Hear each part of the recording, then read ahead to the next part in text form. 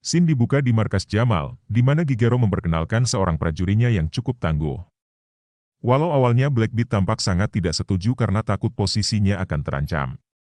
Sementara di markas Mang Odik, para insinyur sedang membangun sebuah senjata tercanggih untuk digunakan oleh Takuya dalam melawan Blackbeard. Sementara Mang Odik melaporkan adanya kekacauan di tengah kota. Monster sejenis serangga bernama Kamasakil. Kemampuan khususnya yaitu menanam benih serangga pada lawannya. Saat pertarungan dengan Bifigter, Kamasakil berhasil menanamkan benih serangga di perutnya Jistak dan Riddle. Sementara Bluebeard mendapat tekanan pertempuran dari Blackbeard. Melihat dua kawannya dalam keadaan kesakitan, Bluebeard memutuskan mundur dan beristirahat di tempat Mang Odik. Ilmuwan Mang Odik menjelaskan sel-sel itu akan terus merambat ke setiap organ manusia yang hidup. Sehingga dalam 10 jam semua organ tidak akan berfungsi dan akan menyebabkan kehilangan kehidupan.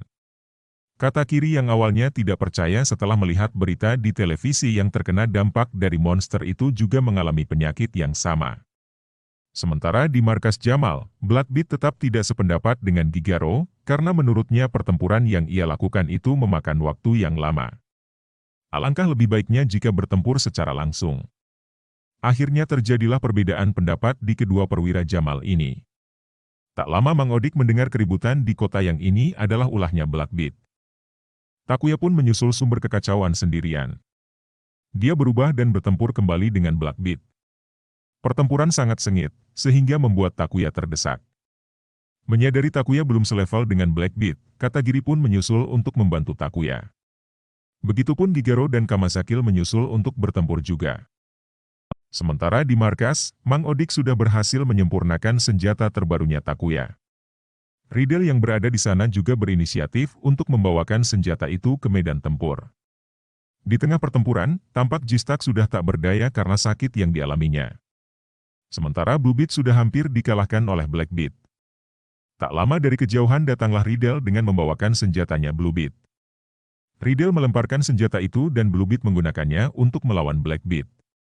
Blackbeard pun dibuat terkejut karena senjata itu mampu membuat armornya tergores. Selanjutnya Kamasakil dapat dikalahkan dengan mudah oleh Bluebeard. Melihat itu pun Blackbeard dan Gigaro pun mundur untuk sementara. Dengan kekalahan Kamasakil, penyakit pada tubuh Katagiri dan Hayama pun juga menghilang. Begitupun warga sipil yang menjadi korbannya Kamasakil. Setelah berakhir, esoknya Takuya dan Katagiri dikejutkan dengan mundurnya Hayama dari kelompok Bifigter. Kehilangan gadis cantik seperti Hayama dalam tim membuat mereka sangat bersedih. Apalagi Hayama hanya meninggalkan sepucuk surat yang mengucapkan perpisahan kepada rekannya.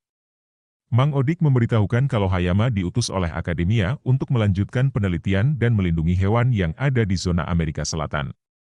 Mang Odik juga memperkenalkan penelitian barunya, yaitu akan membentuk senjata baru dari kumbang Hercules langka yang habitatnya ada di Amerika Selatan juga. Bahan dasar untuk senjata ini sudah dikirim langsung oleh pertapa guru dari Amerika Selatan yang bernama Pulsaber, di mana tempat Hayama melanjutkan penelitian. Sementara di markas Jamal, Goum yang mengetahui kalau Bifigter akan membangun senjata baru pun mengutus Squartz untuk menghalangi rencana mereka. Berpindah ke sebuah hutan di mana memperlihatkan seorang gadis bernama Mai Takatori. Mai adalah seorang pencinta alam yang sangat mengagumi Bifigter. Squartz dapat mencapai pesawat yang membawa bahan baku dari senjata kumbang Hercules dan menjatuhkan pesawat itu. Serpihan pesawat yang jatuh dari atas langit pun dilihat oleh Mai. Mai mengira itu hanya bintang jatuh saja dan membuat sebuah permintaan. Namun salah satu serpihan itu jatuh tepat di depannya dan Mai segera mengambil benda itu. Mai mengantarkan benda itu ke markasnya Mang Odik. Mereka yang heran dengan kedatangan Mai itu hanya mengabaikannya karena ada berita panggilan yang menginformasikan pesawat yang membawa Hercules itu dijatuhkan oleh suatu makhluk. Para Bifigter pun bergegas mencari sumber masalah. Squartz dan Blackbeard untuk yang turun ke medan tempur untuk menghalangi Bifigter agar tidak menemukan serpihan Hercules. Sementara Mai yang tak sengaja menjatuhkan sejenis telur dari tasnya diperhatikan oleh Mang Odik.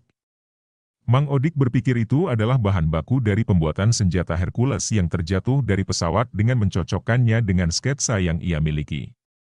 Sementara Takuya dan Katakiri dengan mudah mengalahkan pesawat Jamal dengan kendaraan listrik kreditannya.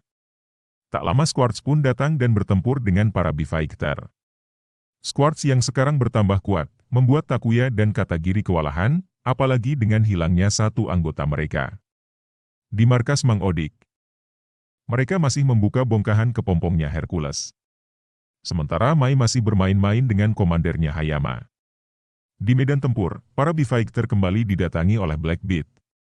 Sehingga pertempuran pun kembali terjadi. Sadar para B-Fighter masih kalah level, mereka pun memutuskan mundur. Squarts pun menyalahkan Blackbeard karena menurutnya Blackbeard suka ikut campur di pertempurannya. Sementara di markas, Mang Odik yang sedang membersihkan serpihan kepompong Hercules, didatangi oleh Pertapa Guru. Mereka pun memberitahukan kalau mereka agak kesusahan dalam bertempur karena kehilangan satu anggotanya.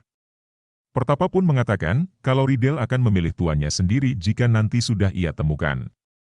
Namun siapa sangka, Komander Riddle pun bercahaya dan telah memilih Mai untuk menjadi penerusnya. Di saat itu juga di pertengahan kota, Blackbeard kembali membuat kekacauan, namun kali ini dia dihalangi oleh Squarts yang tak mau lagi pertempurannya diganggu. Sehingga terjadilah pertempuran dahsyat di antara kedua perwira Jamal itu. Hal itu pun dilihat oleh para B-Fighter dan menuju ke lokasi. Mai melihat seekor anjing pun berusaha menyelamatkannya.